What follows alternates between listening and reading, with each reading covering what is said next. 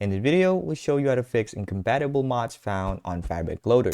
If you find this useful, then please consider subscribing and liking the video. So if you just install mods with Fabric Loader and when you launch Minecraft, you have this error. It usually means your Fabric Loader and your mods is not compatible. So you have two options to fix this. Now, when you get this error, it also tells you potential solution that you can try to fix your problem. But it's gonna be different for you, and I'll show you how to fix it. Before we continue, a big thanks to Apex Hosting for sponsoring this video. If you're in need of a Minecraft server, go check them out. The link is in the description and pinned in the comments. Apex Hosting offers super fast performance with their high-speed servers, so your gameplay will be smooth and lag-free. Plus, they've got amazing customer support available 24/7 to help you out whenever you need it. Their setup process is incredibly easy, so you can start playing with your friends in minutes. If you use their service, you're supporting the channel, so thank you so much. Alright, now you can close this window, and the first thing we need to check is the version of your Fabric Loader. So for me, it's 120.1, and then we're gonna check if you installed the correct mod version. You can go to Installation tab, look for Fabric Loader from the list, click the folder icon, and here go to the mods folder and check the version of your mods. So for me, it's 121.10, which is incompatible with the Fabric Loader I installed. So here I have to update my Fabric Loader or re-download my mod to the correct Fabric Loader that I have. Alright, for the first option, you can go to fabricmc.net and re-download Fabric Installer. Click download, download Universal Jar, save it somewhere on your PC. By default, it go to your downloads folder,